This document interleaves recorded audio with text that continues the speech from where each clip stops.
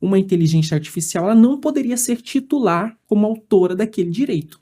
Então, no Brasil, da parte de direito autoral, a gente não teria essa condição, essa possibilidade. Ah, mas foi ela que criou. Então, no máximo, a gente poderia conversar aqui sobre domínio público. Então, ela que criou, ela entraria em domínio público. É claro que a gente também não tem ferramentas nos órgãos, por exemplo, a Biblioteca Nacional, para identificar se aquilo foi criado ou não por inteligência artificial.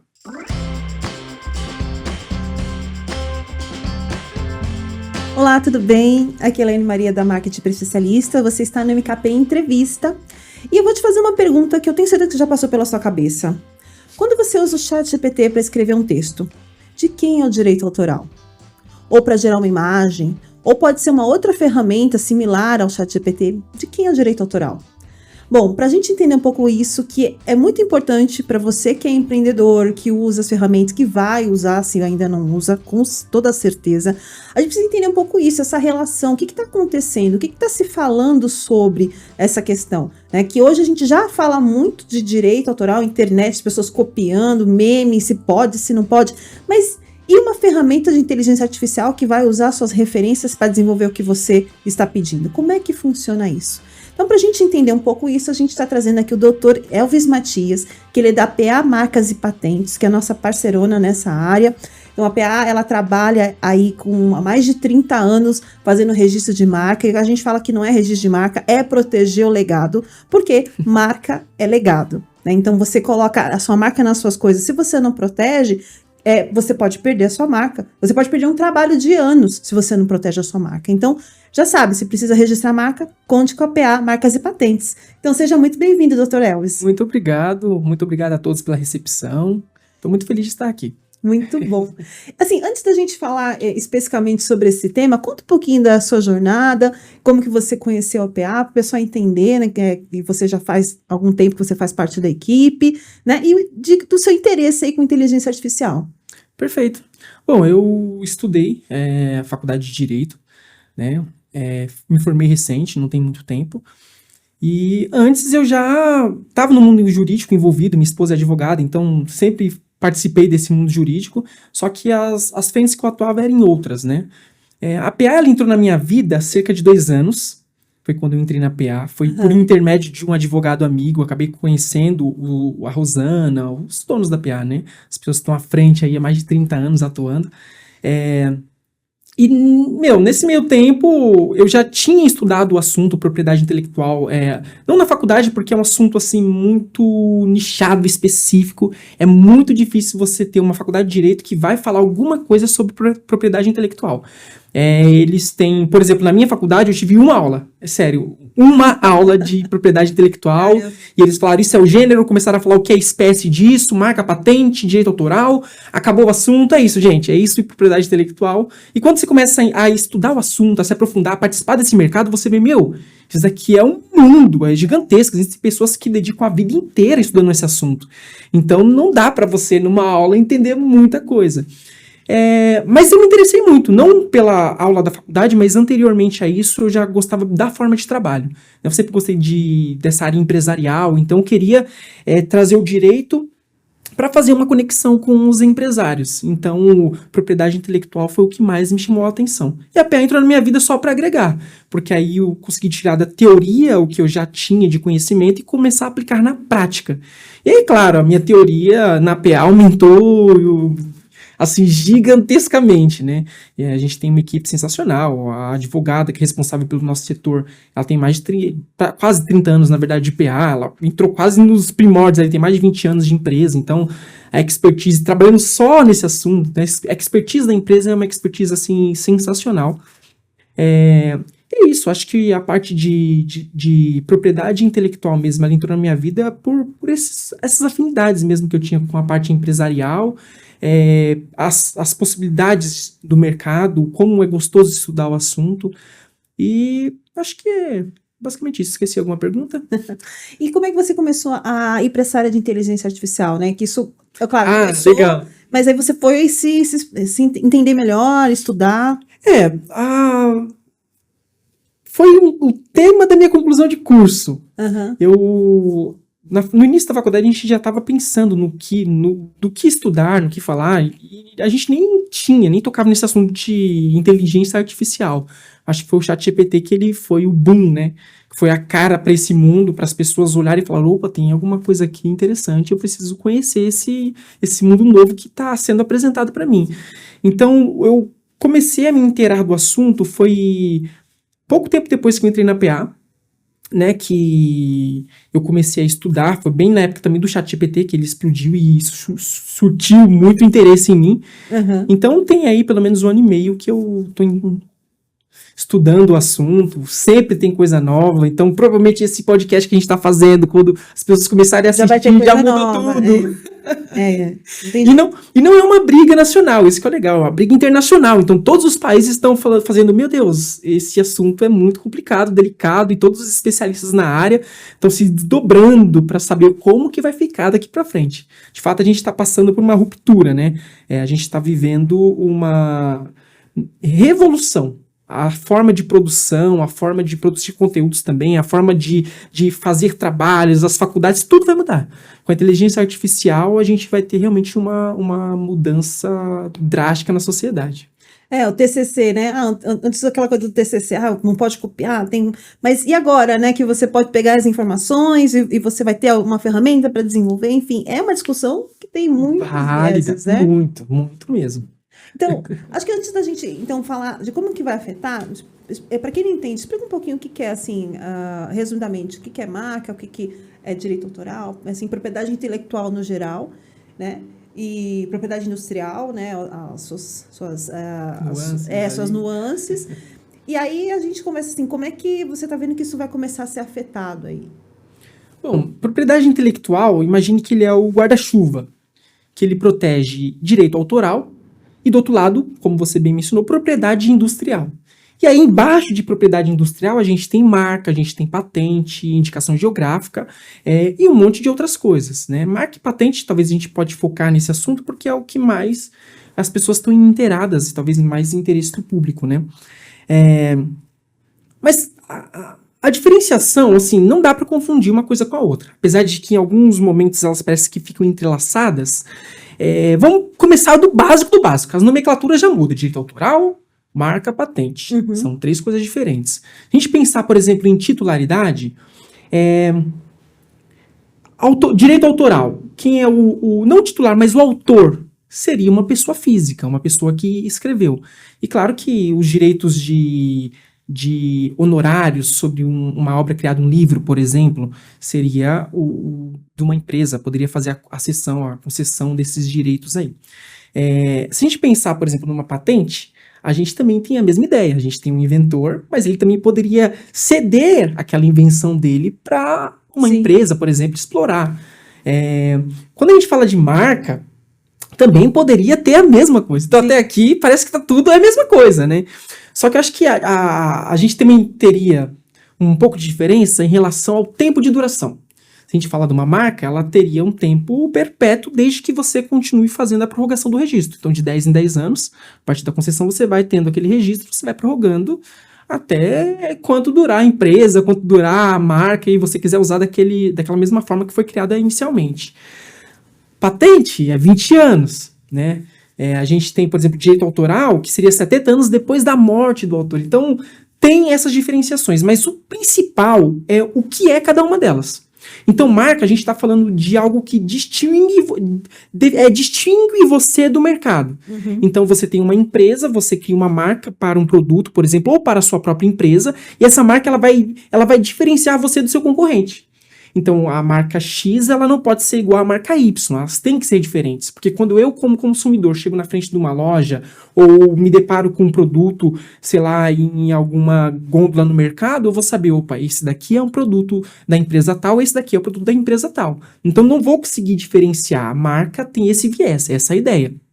Quando a gente pensa em patente, a gente tem 2 modelos. A gente tem patente de invenção, e aí o nome já explica Sim. tudo, é uma invenção, apesar de existir discussões que as pessoas falam, mas de fato existe alguma coisa que a gente inventa do zero?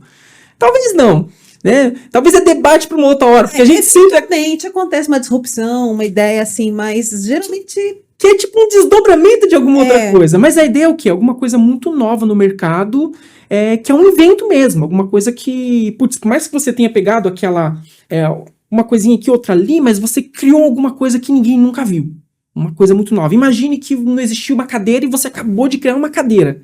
Só que ela tem esse fundo ergonômico, né, de você estar bem sentado, ela tem uma aplicação industrial. Você consegue, com aquele invento, fazer com que aquilo seja vendido e replicado no mercado. Então a patente de invenção, ela tem essa ideia, trazer alguma coisa que é nova, novíssima, ter esse cunho de invento e que ninguém viu. E a gente tem também a patente de modelo de utilidade, que aí sim a gente estaria falando de uma melhoria naquilo que já foi criado. Então, se a gente continuar no exemplo da cadeira, eu tenho uma cadeira simples, que eu sento, não existia isso, eu acabei de criar, patenteei, está aqui minha cadeira. Só que vem uma pessoa e faz uma melhoria nessa cadeira, mas é uma melhoria tecnológica. Então, ela faz uma cadeira do papai. Poxa, minha cadeira agora, eu consigo esticar as pernas nela, eu deito para trás, eu consigo até receber massagem na minha cadeira. Então, a gente tem, uma cadeira já existe, é um invento. Mas quando a gente melhora aquela invenção, a gente tem um modelo de utilidade. Então a patente, ela tem essas duas nuances, né? E quando a gente fala de direito de autor, aí a gente está falando mais de obras intelectuais, por exemplo, um livro, a gente está falando de peça teatral, a gente está falando de música, coisas... A lei é linda, ela fala assim, a obra, o direito autoral, a criação do autor, a criação do espírito do autor, que é o direito autoral. A ideia é o que o artista, né? Aquela criação, aquele livro que a pessoa escreve, tira coisas dos conhecimentos que ele vai buscando ao longo do tempo, ou uma peça teatral, ou ele faz, por exemplo, alguma coisa audiovisual que chame muito a atenção. Então, tem essa diferenciação. Enquanto marca, você está falando de produtos ou serviços que te distinguem no mercado. Uma patente, a gente está falando do invento tecnológico ou de uma melhoria naquela tecnologia, enquanto o direito autoral, a gente está falando mais de obras que são artísticas, científicas, intelectuais. Uhum. Então, basicamente, seria esse o mundo da propriedade intelectual. É bem interessante o que você está falando, que você falou desse detalhe da lei, né? Que fala do espírito do autor. Né? A inspiração. Isso que quando a gente leva, aí vamos levar por tema da inteligência artificial, né? Onde que fica o espírito do autor nesse caso? Exatamente.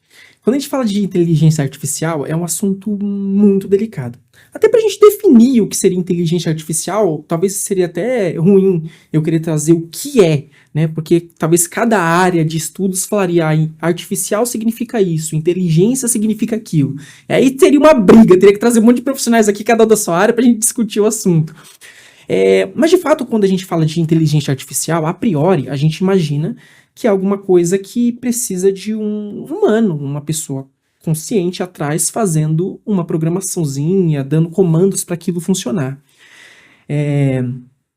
O problema, e o grande problema, é que existem inteligências artificiais que a gente chama de... que aprendem, né? Que é o aprendizado da máquina. Uhum. Então, apesar de a gente ter que alimentar, até por enquanto, né? Ter um banco de dados, alimentar aquele sistema de inteligência artificial com informações, existem inteligências que elas vão aprendendo. E aprendendo, tem inteligência artificial que ela é feita para debate. Então, você começa a conversar e debater algum assunto político, por exemplo, ou o próprio tema que a gente está tratando aqui. E quanto mais você argumenta, ela vai aprendendo o seu jeito, vai aprendendo suas falas, vai aprendendo os seus caminhos de consciência, o que você está falando, de onde que você está querendo chegar. E quanto mais você fica conversando, mais ela vai aprendendo. E eu não estou jogando um comando ali para aquilo acontecer, aquilo está sendo meio que automatizado.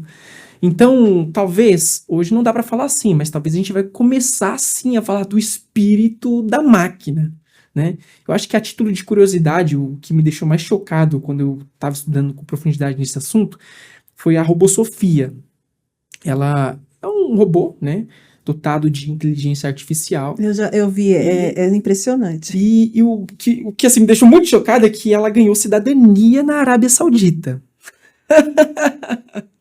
Então, quando a gente traz para esse campo, um robô, ele tem cidadania. Se acontecesse isso no Brasil, a gente tá falando que ele é titular de direitos, a gente tá falando também que ele é titular de deveres, mas tá falando também que ele teria condição né, como um robô, a priori, claro que de maneira bem crua, nada técnico, só tô colocando no mundo da imaginação Sim, pra gente pensar, meu Deus, o que vai acontecer no futuro, né? Mas se a gente tem um robô que ele tem cidadania, a gente também poderia falar que ele poderia até se candidatar a um cargo político, né? Pois é. Imagina a gente ter um presidente da república, é um robô que tá lá, né? E já teve convenções da ONU que os robôs falavam bem assim, olha, a gente seria muito mais assertivo em fazer leis, assertivos em fazer julgamentos, assertivos em coordenar as coisas, porque a gente não tem esse sentimentalismo todo, essa camaradagem que os humanos têm, ou esse tome lá da cá, por exemplo, na política que existe muito.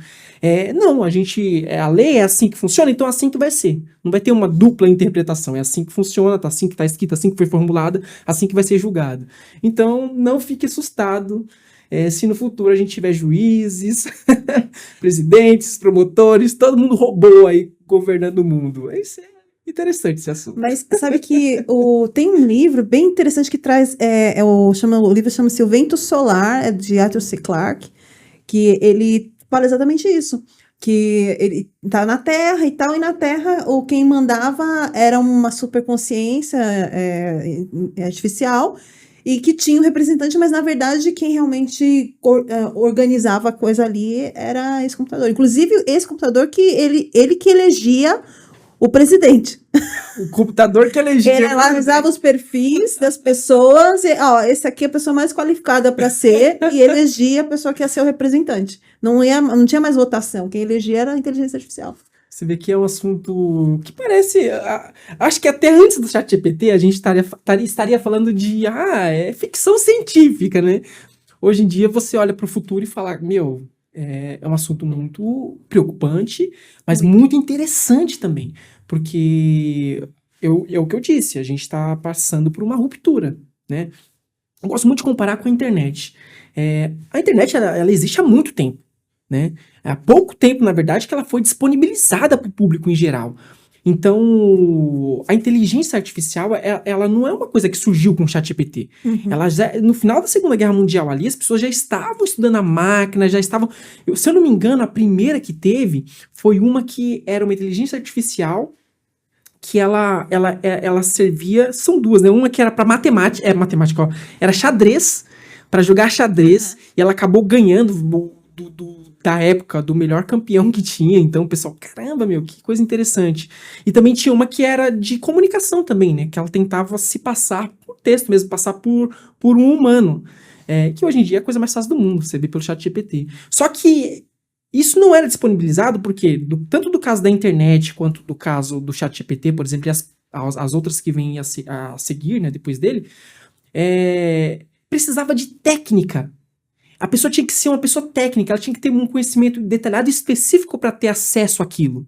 Então, uma pessoa leiga que não tinha tanto acesso à tecnologia, não tinha tanto conhecimento, ela não conseguia acessar. Aí, quando vem na internet o Windows, isso abriu o mundo. Né? Poxa, agora qualquer pessoa que não tem quase conhecimento nenhum, ele consegue entrar no Google, fazer alguma coisa. A plataforma do Windows, ela ajudou demais ao leigo conseguir ter acesso a tudo isso. O ChatGPT, ele também foi a porta para a gente conseguir acessar esse mundo que já existia há muitos anos.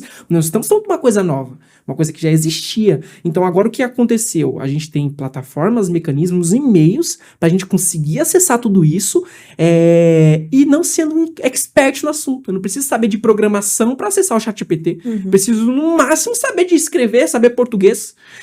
E olha lá, porque ele já tem ferramenta de você mandar áudio. Então você não precisa nem saber de nada. Se você conseguir falar, você já consegue acessar a inteligência artificial. Então olha como é que ficou fácil, né?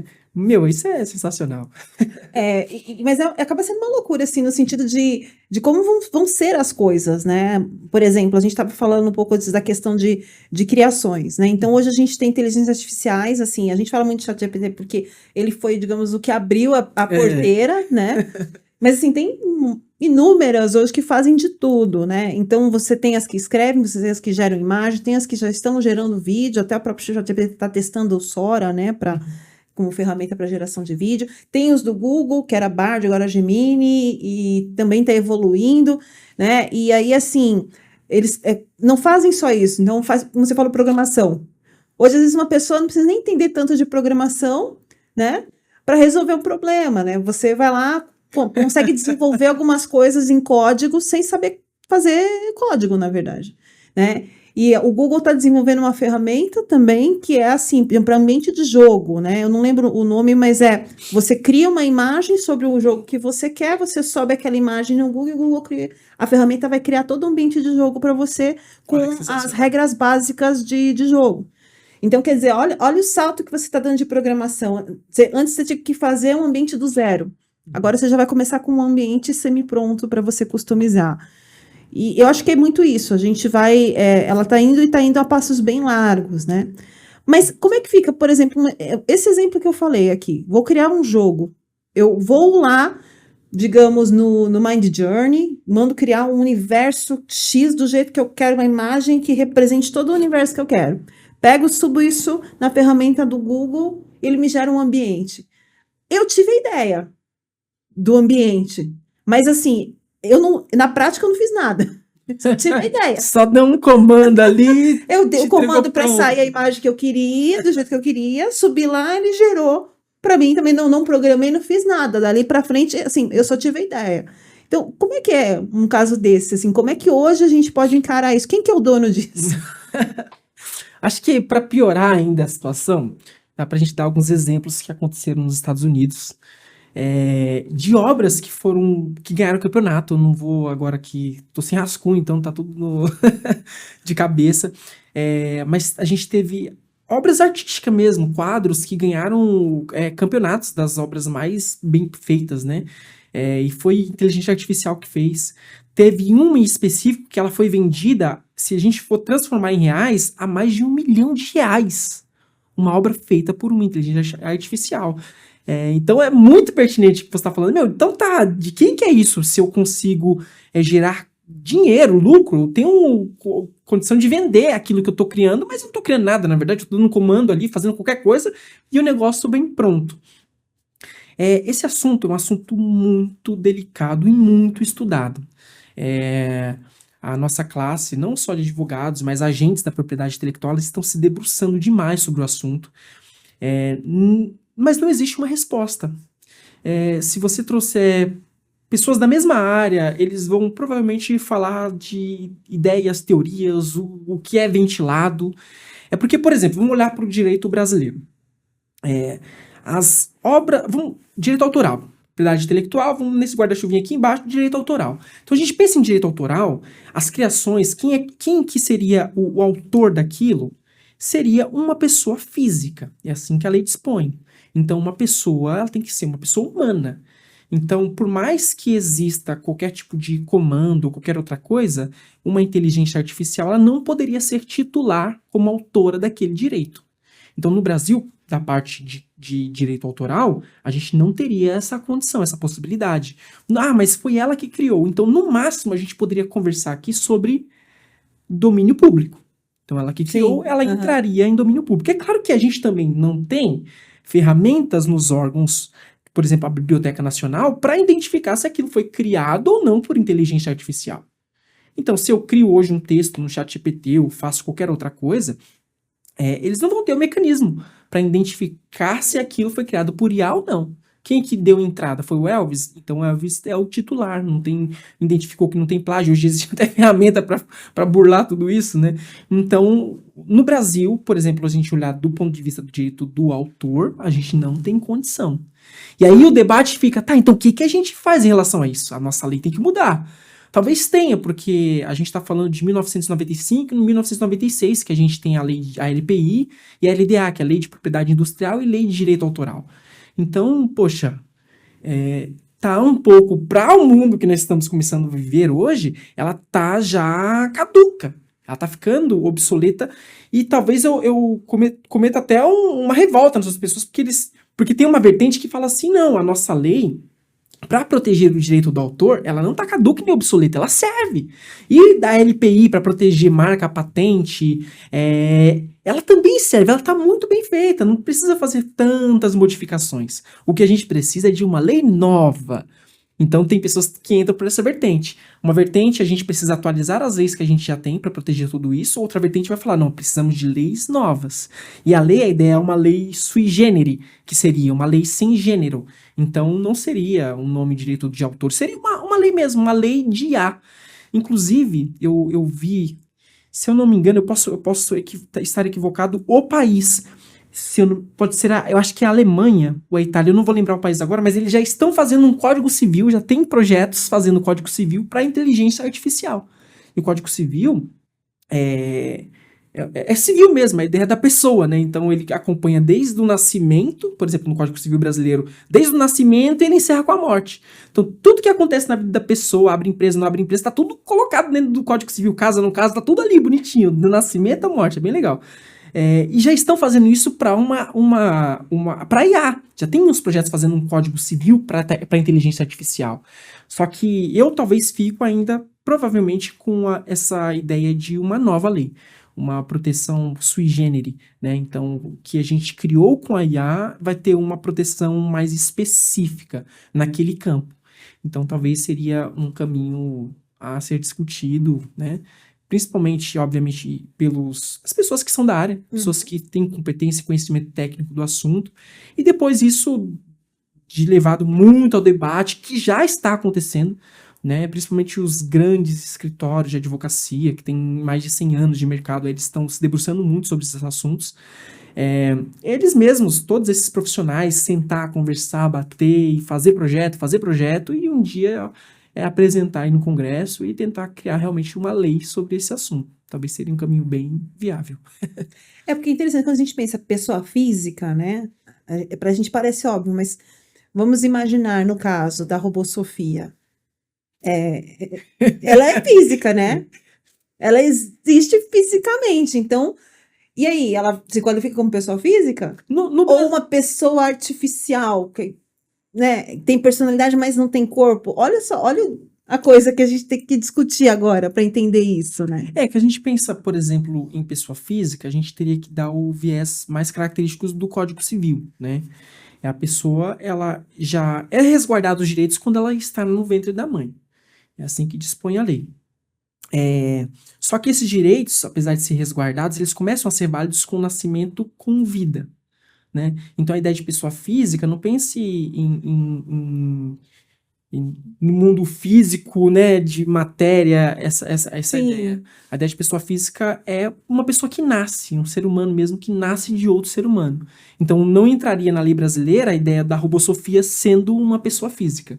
Ela seria uma máquina, não tem muita conexão uma coisa com a outra. Mas... por exemplo, se ela ganha cidadania, aí a gente já muda tudo. Aí a discussão vira outra, né? Já vira um outro cenário, uma outra discussão, tudo muda. Então, nesse caso em específico, a robô Sofia, nas leis brasileiras, ela não teria nenhum tipo de direito, né? Dessa parte autoral. Eu acabei nem comentando a parte de marcas e patentes também.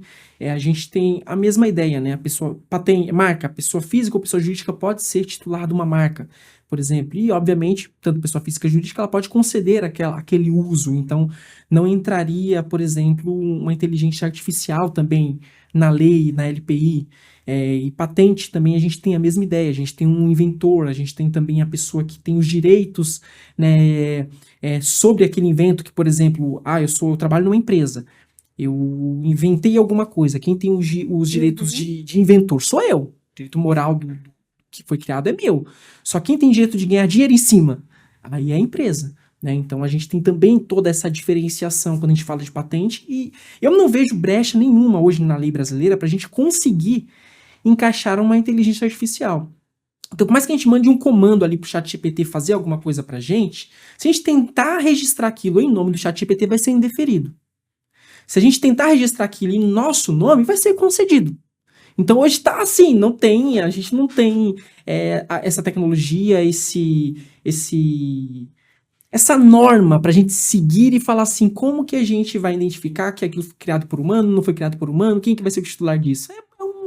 É um caminho assim meio que está em aberto, né? Está à discussão, está aberto para todo mundo opinar, comentar, conversar. Seria muito bom se a sociedade ela falasse muito sobre o assunto, porque a nossa área, infelizmente, não é uma área que é muito ventilada, né? Os investimentos públicos principalmente no NPI, por exemplo, não são grandes, não são altos. Então a gente tem o NPI, a sede em Rio de Janeiro e é só isso. Então a gente tem o Brasil inteiro que manda todos os pedidos, os registros de marca, patente, qualquer coisa para lá. Uma equipe enxuta, por isso que demora tanto para a gente conseguir uma patente, demora tanto para a gente conseguir uma marca, porque não tem tanto interesse. Mas saiba que esse assunto já transformou, na verdade, né? Esse assunto já transformou a vida de todo mundo. Se você jogar no Google aí, fazer uma pesquisa simples, você vai ver que tem juiz já usando para sentenciar o ChatGPT. Advogado que já foi até condenado a pagar algumas multas, porque ele acabou usando o ChatGPT para fazer uma defesa, e o ChatGPT ele acabou usando informações que ele criou. Olha que louco. Esse é o cuidado que tem que ter. Mas eu vi que criaram uma lei também, acho que foi no Sul, que eles criaram uma lei usando o ChatGPT e foi aprovado, né? Foi aprovado. Não, assim, eu particularmente, hoje o caminho mais saudável para você usar é você ser conhecedor do assunto, né? E usar aquilo como uma base. Se aquela base ela vem pronta e você não precisa alterar nada, pô, show! Use, né? Agora, por exemplo, eu vou fazer uma petição inicial de uma ação judicial de alguma coisa. É viável usar o ChatGPT? É claro que é. Você dando os comandos certos, ele vai trazer praticamente o modelo prontinho ali para você. O que você vai ter que fazer agora? Adaptar com o seu conhecimento técnico. Opa, calma aí, isso daqui não é bem assim. Opa, tem um princípio que eu posso usar ali. Opa, tem mais aquilo que eu posso usar. É claro que hoje, né, as ferramentas da inteligência artificial, elas vão melhorarem muito. Não. Que talvez entra até no questionamento que foi até o Elon Musk que fez, que ele falava assim, eu não sei, o meu medo é o que vai acontecer com o humano no futuro. Porque existem pessoas, por exemplo, que dedicam a vida inteira para o trabalho. E quando ele descobrir que uma inteligência artificial pode fazer o trabalho que ele faz muito melhor, o que ele vai fazer da vida? O que nós humanos vamos fazer da vida? Um motorista de ônibus hoje tem carro autônomo. O que esse motorista vai fazer da vida? Um advogado, o que ele vai fazer da vida se eu tenho uma inteligência artificial que consegue fazer uma petição 1000 vezes melhor do que eu? Então, entra num viés como que será o futuro. Por isso que a gente está conversando aqui só no mundo das expectativas. Né? Expectativa, porque realmente ainda está começando a engatinhar, né? E no Brasil, como a gente sabe que costuma demorar um pouquinho mais... É até um incentivo o pessoal que está entrando para a jurídica, o pessoal, a primeira da lista ali, quais as áreas que vão ser riscadas? Advogado está no primeiro da lista, né? Nossa segurança é o quê? É exatamente o que a gente está no Brasil. Então as coisas demoram um pouco mais, então dá sim para você fazer sua faculdade, dá para você terminar, dá para você advogar bastante tempo ainda, até isso daí se resolver. Mas assim, ser igual ao advogado é muito difícil, porque é o que você falou, ele usou o ChatGPT, não conferiu, e aí ele gerou coisas que não devia, né? E tem que ter a conferência da pessoa ali. Por isso tem que ter a técnica do assunto. Tem que ter. Assim, eu digo hoje porque a gente não pode confiar 100%. Mas, obviamente, que o tempo que a gente está conversando aqui, existem muitas e muitas e muitas equipes que estão, se debruçando sobre o assunto. E eu falo equipe técnica para fazer essa ferramenta ser melhorada, otimizada cada vez mais. A ponto, e eu acredito que não vai demorar tanto tempo assim, de a gente conseguir realmente confiar em qualquer assunto de um robô autônomo lá, uma inteligência artificial que consiga fazer aquilo, e você fala, não, eu vou dar o comando aqui, eu sei que vai sair uma coisa que eu tenho 100% de confiança que tá certo, não preciso nem fazer correção. Mas sabe que tem um autor que ele escreveu alguns livros, um livro bem conhecido dele sobre a revolta de Gaia, né? E que é o Jeremy Rifkin, e ele tem alguns livros também que ele fala sobre essa parte de o fim dos empregos. Acho que é bem esse nome mesmo. O fim dos empregos. E aí, o que acontece? Ele falou exatamente isso, que a tecnologia evoluía até um certo ponto que as pessoas não iam ter mais emprego. E aí ele até traz uma observação, ok, não vai ter, só que você vai continuar precisando cuidar do seu bairro, né? Cuidar de onde você mora, cuidar da sua casa, vai precisar continuar as pessoas aprendendo, né? E aí talvez a gente possa olhar nisso com um olhar mais positivo no sentido assim, poxa, hoje a gente tem uma educação muito focada para formação, para faculdade, Sim. Né? Para você ir lá se formar, ter uma profissão. E se isso não for mais o principal objetivo, mas formar pessoas, formar cidadãos, formar uma nação, né? E dali você ter uma construção que algumas pessoas vão trabalhar vão sim trabalhar em algumas áreas muito específicas que vão continuar precisando das pessoas, e outras vão cuidar do lugar que elas moram e vão cuidar das pessoas, né?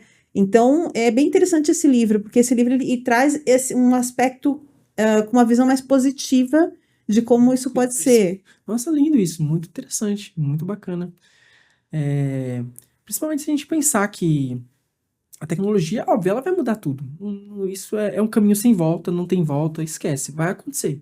Mais cedo ou mais tarde vai acontecer. E pensar nessa positividade é sensacional, porque de fato, se a gente pensar nos tempos antigos, né? Claro que nos tempos antigos a coisa era. As pessoas que ficavam filosofando por aí nas praças, discutindo, não é porque não tinha emprego, às vezes é porque tinha escravos que faziam o trabalho, né? Então elas gastavam maior parte do tempo da vida delas ali discutindo assuntos da política, assuntos da vida, tentando fazer as coisas, de certa forma, melhores de alguns outros pontos de vista, né? E trazendo isso para a contemporaneidade, seria sensacional, né? Se a humanidade se juntasse nesse sentido, né? Talvez pensar numa renda universal, onde todo mundo pudesse ter pelo menos os meios dignos de sobreviver, de viver, né? Ter uma vida de qualidade. Isso que dizem que é o caminho, mas isso esbarra em muita coisa, né? Principalmente no Brasil, porque tem muitos outros interesses, né? Quando você começa a falar de renda universal. Não, aqui no Brasil tem, eu já vi proposta, né? Tem, mas é uma coisa que é bem complicada. A gente tem que evoluir muito ainda, né? A gente tem. A nossa política precisa evoluir bastante ainda para ter a maturidade para lidar com isso. Eu acho que é bem, resumidamente, porque é um assunto, você olhar com esse olhar de que todo mundo pode ter uma renda mínima, mas uma renda decente. A gente não está falando de Bolsa Família, a gente está falando de uma renda decente, né? Bolsa Família é tipo escravidão. Você pegar a pessoa ali.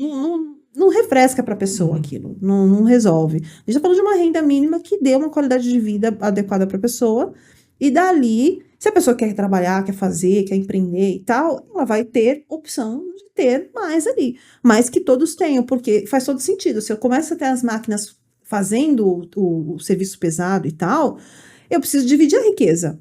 Porque a riqueza continua existindo. Sim, exatamente. Né? Então, eu tenho máquinas no campo. Ok, mas como ficam as pessoas que então elas não trabalham mais no campo? Né? E aí já entra uma filosofia no sentido assim, qual a função da sociedade? Exatamente. Você vai ter que olhar para ela e falar, caramba, e agora, né? Para que eu sirvo, né? Minha vida inteira foi para trabalhar ali com a mão na massa, fazendo as coisas, agora tem um robô que tá fazendo tudo para mim. E o que eu faço agora? Agora você cuida da sua vida, né? Cuida de você, da sua mente, sua família. É lindo pensar assim. Eu acho que muita coisa ainda vai acontecer, né? A gente vai ter países aí que vão ser mais rápido, né? Se adaptar. Esperamos que o Brasil também não consiga, né? Já é um país mais difícil. Assim, a gente é um país, né? De proporções continentais, né? Então, ali cada região tem uma cultura completamente diferente, né? Se bobear um idioma próprio, né? Você vai para o Nordeste, tem um idioma próprio. Você vai para o Sudeste. Para o Sudeste a gente não percebe, mas a gente também tem. Você vai para o Sul, então é impressionante. Eu gosto muito de acompanhar. Tem o canal do Guri de Uruguaiana, que ele faz lá palavras que são específicas. É muito engraçado. É muito legal, porque assim, é muito rico. O Norte também tem uma linguagem muito específica. O próprio Centro-Oeste, parece que não, né? Mas cada um tem o seu jeito de falar, o seu jeito cultural.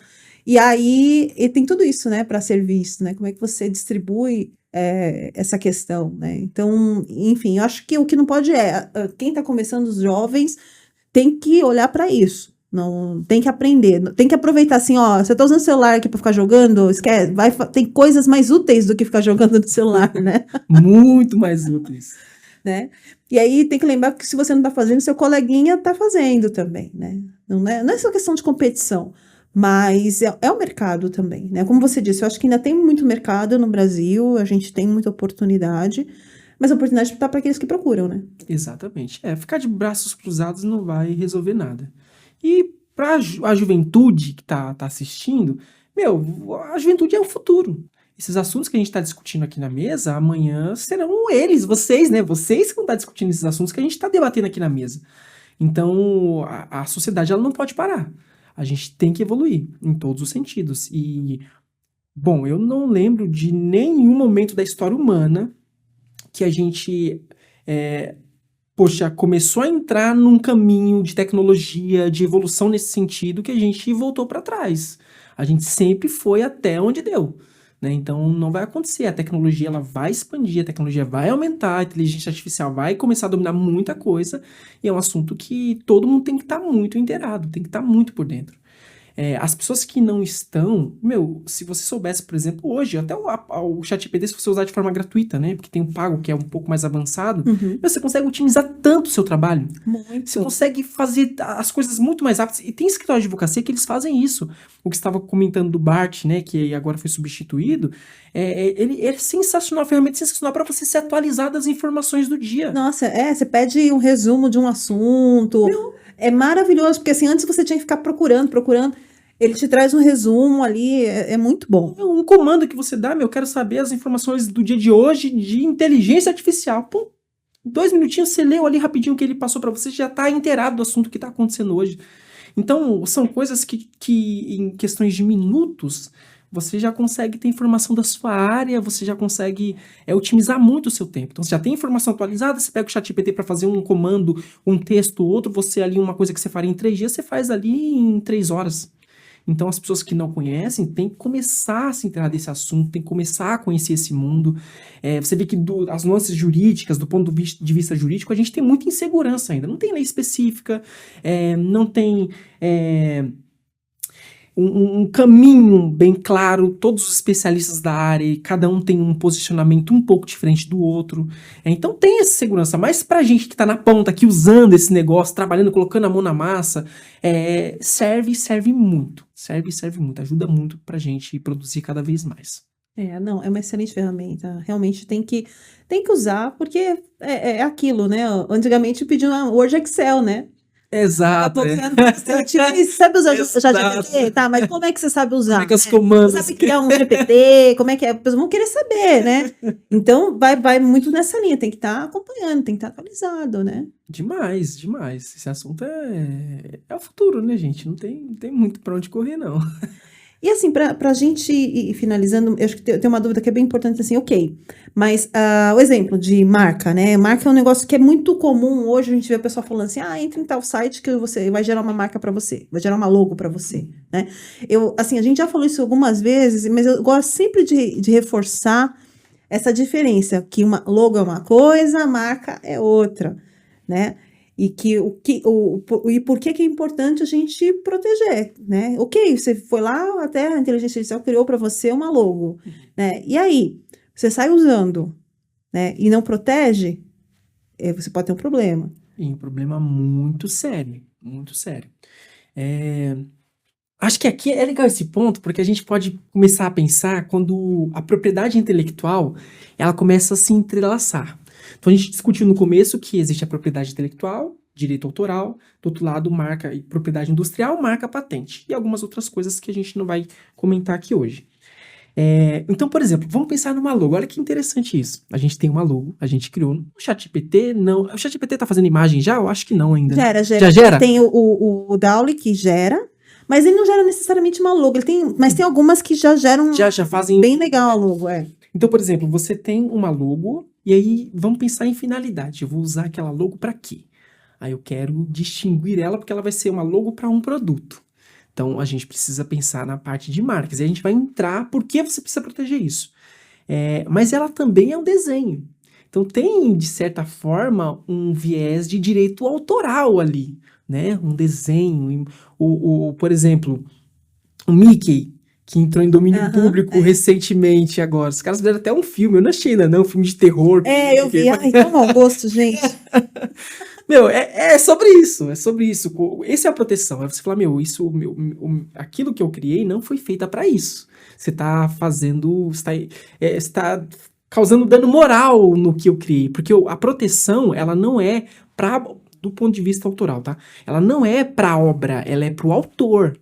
Então, calma aí, o espírito que eu tinha quando eu criei o Mickey não era uma série de terror. Não era pra ser um boneco assassino. Não era pra ser o Chuck, né? Era pra ser uma coisa pra entreter as crianças, pro público em geral, um entretenimento saudável, sadio, infantil, né? Então você vê, por exemplo, um logo, ele também teria uma proteção, a gente pensar nele como marca, mas a gente também poderia pensar nele como direito autoral. Mas vamos focar nessa parte de marcas. Por que é importante a gente se preocupar com esse assunto? Marcas, elas existem em diversos tipos. Então a gente tem a marca nominativa, é só um nome. Imagine, vamos falar de uma Coca-Cola. Pensa só no nome Coca-Cola, nominativa. A gente tem uma marca figurativa, que é só um desenho. Imagine, por exemplo, o McDonald's, aquele M, né? A gente tem um símbolo, um logo, né? Não tem nada. O que está escrito ali? Não tem nada. Tem um M amarelo com vermelho no fundo. O que é aquilo? Aquilo é um logo, mas é uma marca que define uma empresa, produtos daquela empresa.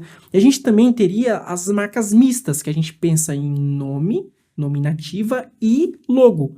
Ou poderia ser, por exemplo, a Coca-Cola. Agora você imagina a Coca-Cola não com o nome simples escrito, mas com toda aquela estilização, né, com traços diferenciados. Então a gente está falando de uma marca mista, que ela junta tanto a parte nominativa quanto a parte que seria da figurativa, que a gente chama, né?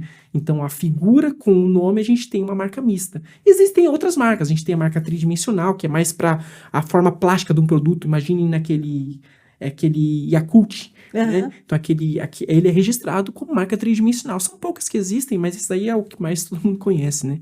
E a gente tem hoje no Brasil também marca de posição. Então a marca que ela é colocada numa posição específica do produto. Então, por exemplo, imagine que eu tenho o meu produto é um terno igual esse daqui, e a posição da minha marca seria, não sei, aqui em cima, no botão, em algum lugar seria a minha marca. Então, uma marca posicionada num lugar específico. Por exemplo, aquele sapato Louboutin, né? Eu acho que é assim a pronúncia de mulher, né? Que tem o seu lado vermelho. No Brasil, ele tá tendo muito problema para registro. Mas naquela posição, que é embaixo, Sim. teria, por exemplo, uma marca que a gente poderia dizer, essa daqui é uma marca de posição. É o que a gente chama que é a marca registrada, que você bate o olho no sapato, você sabe que é daquela marca, né? Exatamente. Mas você imagina, no Brasil a gente está um pouco atrasado em alguns sentidos. Mas se você vai nos Estados Unidos, eles têm, por exemplo, marca sonora. O plim-plim da Globo poderia ser uma marca. O barulho de uma Harley Davidson, aquele ronco forte, não, poderia ser uma marca. Cheiros, o sentir isso daqui poderia ser uma marca também. Então, o mundo da marca é um mundo muito amplo. O Brasil, ele enxuga para esses nichos, né? Nominativa, figurativa, mista, tridimensional, marca de posição. Mas por que isso é importante? Porque todas essas marcas, elas definem e distinguem você do seu concorrente. Ela te dá uma posição no mercado, falando aquela marca é a empresa X, aquela marca é a empresa Y. E isso muda tudo. Porque se você estiver, por exemplo, usando uma marca que ela já está registrada, e você investiu em brand, você investiu em marketing, você deixou aquela marca conhecida na sua região, mas ela já tem um dono, porque é diferente. Quando a gente fala de marca, o direito sobre a marca ela não recai antes do registro. Você tem prioridade se você estiver usando antes para registrar. É diferente do direito de autor. A gente acabei nem comentando sobre isso, mas, por exemplo, um livro que você escreve, você necessariamente precisa registrar para falar que o livro é seu, você tem a autoria dele? Não, você não precisa. Por que eu aconselhava registrar? Porque existem convenções internacionais que protegem o seu livro em todos os outros países. Então você faz um registro aqui no Brasil, você tem a proteção que isso é estendida para os outros países. Então existem essas condições, mas, por exemplo, um livro você fez hoje, se você conseguir demonstrar que você realmente é o autor daquela obra, independente do registro, você já tem os direitos. Você criou, você tem um direito. Marca não é assim. Patente não é assim. Para você ter o direito sobre aquilo, você tem que registrar. Se você não registra, você não é o dono. É a máxima. Quem não registra não é dono.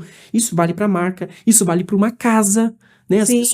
As pessoas pegam a casa, não fazem um registro no cartório bonitinho, você não é o dono da sua casa. Porque qualquer coisa que acontecer, de quem que é o proprietário? Quem está com o nome ali na matrícula registrada. Então, para marca é a mesma coisa, a gente está falando de uma propriedade. O exemplo que não aconteceu, tá? Mas o exemplo que eu acho sensacional usar é a antiga marca Ponto Frio. Olha que louco. Era uma marca muito consolidada no mercado. Uma marca chamada Ponto Frio. Anos de mercado, anos. Vendia, todo mundo conhecia. De um dia para a noite, eles decidiram que o nome não seria mais Ponto Frio. Eles fizeram uma mudança na marca e falaram: o nome da nossa marca agora é Ponto. Não aconteceu.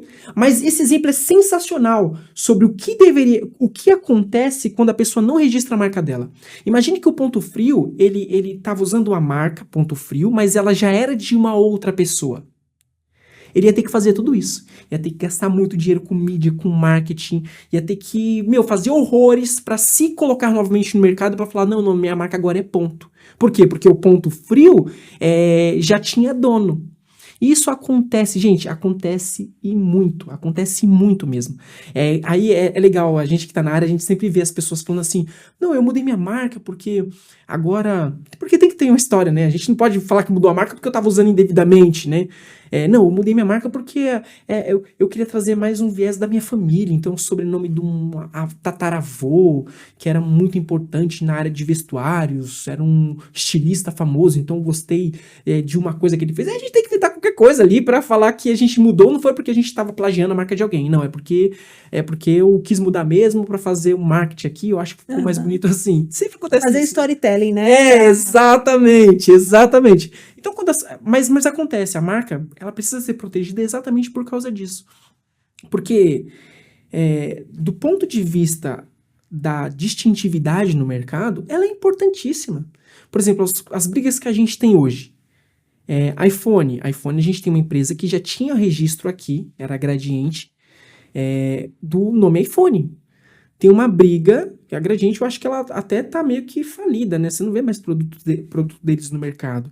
Mas essa briga já tá no judiciário, nas últimas instâncias, lá no STF e tal. Só que, por exemplo, eu acredito que vai demorar anos e anos e anos, porque a ação é uma ação bilionária já.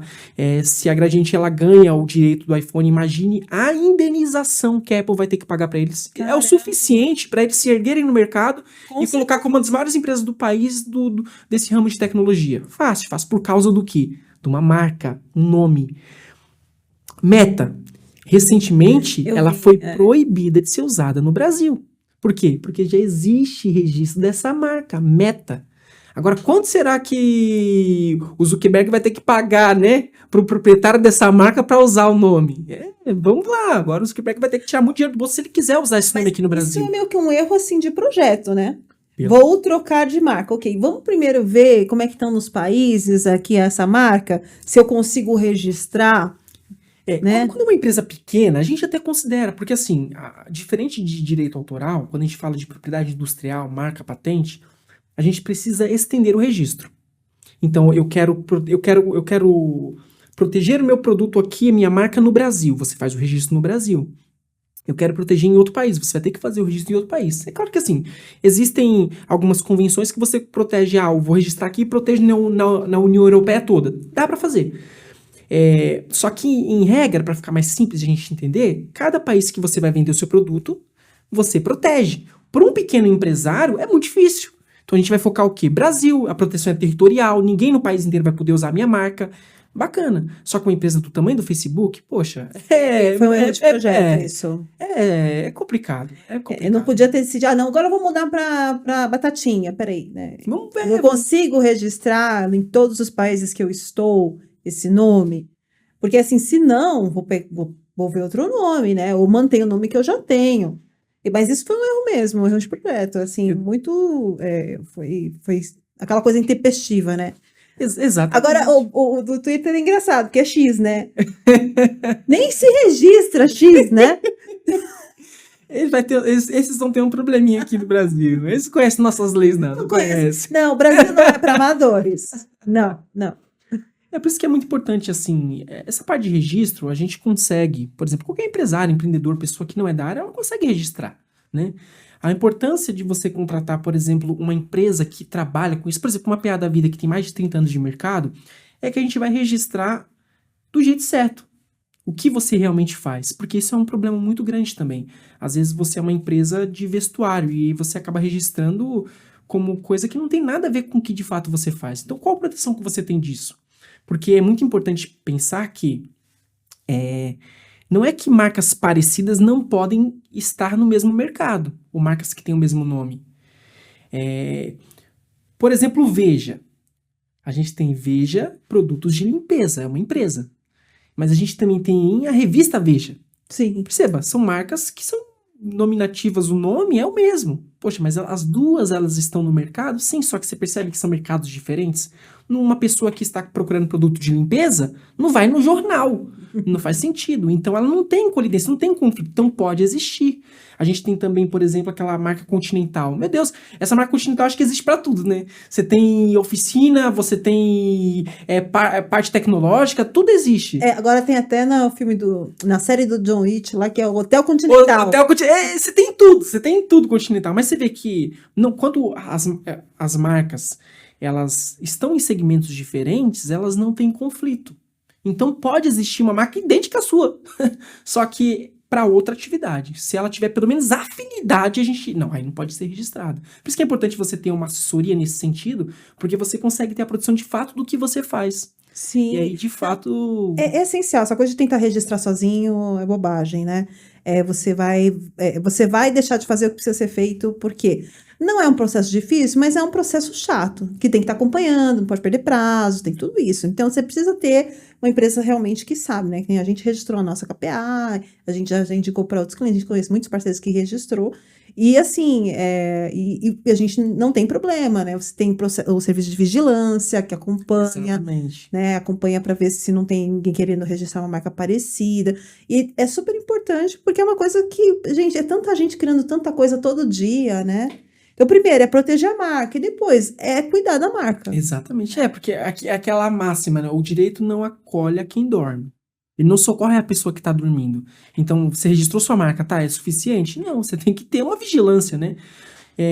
Porque sempre tem pessoas no mercado. E é interessante isso porque a nossa vigilância, a gente consegue fazer de fato. Porque hoje uma padaria de esquina que entra para um Instagram da vida, ela já não virou uma padaria de esquina. Ela virou uma padaria que é visível a âmbito nacional, internacional. Então, qualquer pequeno negócio, a depender da divulgação que você faz daquilo, ele já vira uma coisa gigantesca. Então, Ferrari, por exemplo, há alguns anos, acho que nem tem anos, foi muito recente esse comentário, que eles processaram um salão de cabeleireiro. Foi. E era em Brasília, se não me engano, o salão de cabeleireiro, porque eles estavam usando o nome Ferrari. E aí, talvez a pergunta que você tem agora é, poxa, Everson, mas você não falou que marcas que são de segmentos diferentes não têm conflito? Sim, é a regra, mas existem exceções, que são essas marcas que têm um nome muito forte, marcas de alto renome. Essas marcas, elas protegem todas as classes. Então, Não pode usar em nenhum setor, né? Ela é muito conhecida, então... É tão forte que esquece, você não vai conseguir registrar ela. Então não dá para usar o nome Ferrari, galera, não usem. Não, e aquela coisa, tem muitas marcas de alto renome, então você tem que tomar cuidado de, assim, nossa, essa marca é lá, né, de Itália, eu vou pôr aqui... Não, você precisa conversar com quem sabe, porque você pode ter um problema, e aí às vezes você tem uma coisa, um gasto mesmo, até em processo, vai ter que ter um advogado para se defender. É interessante isso, né? Então, acho que o exemplo nesse de alto renome, a gente tem uma marca que é bem conhecida, que é a Vespa, né? Que é aquela motinha italiana, e a gente tem um projeto que a gente criou também, que chama-se Vespa Digital, né? Foi até antes de registrar a MKP. E quando a gente entrou com o processo de registro, eles se opuseram. Mas por quê? Porque historicamente todo mundo que tenta registrar alguma coisa com Vespa, ele se opõe. Só que eles não são de alto renome, né? Então, assim, eles se opõem, mesmo assim, a NPI, ele garante e defere para você o registro, né? Então, isso que é interessante. Quer dizer, hoje em dia as grandes marcas também têm que se preocupar. Por exemplo, Facebook... É um caso, né? Você não vai usar loja Facebook, padaria Facebook. Não vai passar, né? Mas agora, Meta, já tinha. Então, quer dizer, olha, isso foi um furo na água. Eu acho que sair registrando sem olhar, ainda mais num país como o Brasil, que é um dos principais aí, usuários das redes, tanto do Facebook quanto do Instagram. Nossa, poxa, eles estão de casa isso aí, gente. Não, foi bola fora total. Isso daí é vergonhoso, na verdade, pro Facebook eles darem entrada no pedido de registro a nível global e não fazer toda a assessoria inicial necessária, para você ver assim como as pessoas elas não dão a importância que esse setor ele merece. marcas como um Facebook, se imagine, compre, faça um orçamento, tente comprar a marca, só o nome Facebook. Pois é. Só o nomezinho pra você ver. Não quero equipamento, eu não quero nada, eu só quero aquele nome, eu só quero usar esse nome pra você ver.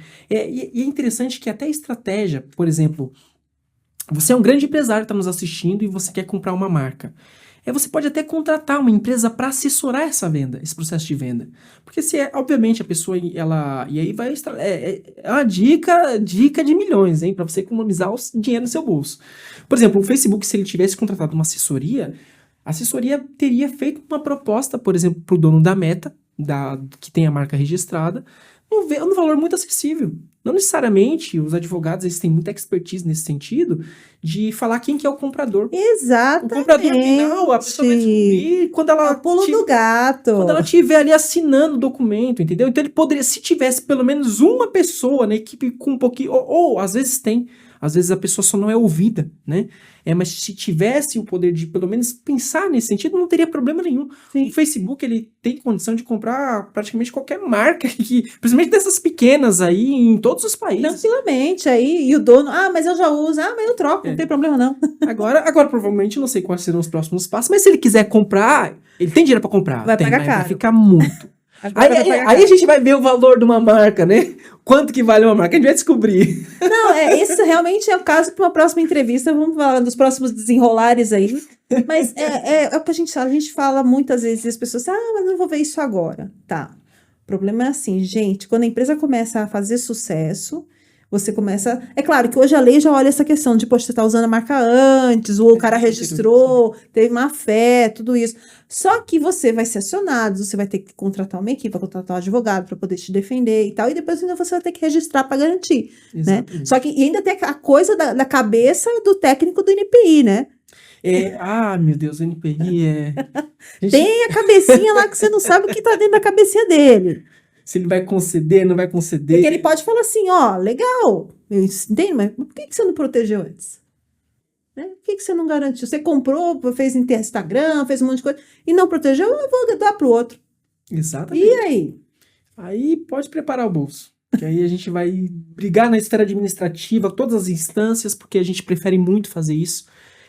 A via judicial, ela não é a via mais coerente para nossa área, porque não é barato. Não, não entre em ação judicial, principalmente nesse setor, porque não é tanto como a pessoa que está propondo a ação, quanto a pessoa que está sofrendo a ação. Para os dois lados não é bom. Então, por exemplo, uma empresa que ela decida entrar com uma ação judicial é porque realmente ela está muito nervosa e não vai ficar barato para a pessoa que perder. Não vai ficar barato. Porque, no mínimo, a gente está falando aí de uma ação judicial, proposta inicial de R$50 mil para qualquer marca, no mínimo. Ou, pelo menos em São Paulo, já é entendimento dos juízes que se você entrar com valor de causa menos do que esse, ele nem acolhe sua petição. Nem dá bola, né? Então, quanto que é o valor de causa? No mínimo, você colocar 50 Ou seja, o prejuízo é grande. Exato. É melhor registrar. É muito melhor, é muito mais fácil, é simples. O trabalho de registro é um pouco chato, porque demora, né? Eu falei, a gente não tem tanto incentivo, investimento no setor do INPI propriamente dito, que aí é responsabilidade do governo. Apesar de o INPI, se eu não me engano, ele passou agora agora não, né? Faz um tempinho já pro Ministério do Desenvolvimento, né? Então, acho que talvez melhore um pouco essa questão, a gente está na expectativa, mas não é nada certo, né? De que realmente vai ter um investimento ali para melhorar a equipe, aumentar a equipe. Mas, é o meu caminho da segurança jurídica. Eu acho que o nosso trabalho, como profissionais da área de propriedade intelectual, é dar um máximo de segurança jurídica para o cliente. Então, o cliente poder usar a marca dele com tranquilidade, não se preocupar que vai sofrer uma notificação extrajudicial porque está usando a marca de alguém, e depois ter que pagar porque fez bastante vendas em relação àquela marca. Nossa, então, ter segurança jurídica. Eu falo assim, tô aqui, sentei, eu vou usar a minha marca, vou trabalhar, não vou me preocupar. Não vou ter problema, isso. É o melhor caminho. Olha, muito obrigada por ter aceito o convite. Acho que assim foi muito legal, uma conversa, a gente esclareceu vários pontos, né? E a gente passou por alguns outros pontos que é bem importante. Você explicou de jeito bem leve, assim, muito legal, muito bom mesmo, viu? Agradeço você ter aceito. Eu que agradeço, na verdade, a recepção de todo mundo, o nosso público aí. Espero que tenha agregado, né, na vida de alguém, de vocês.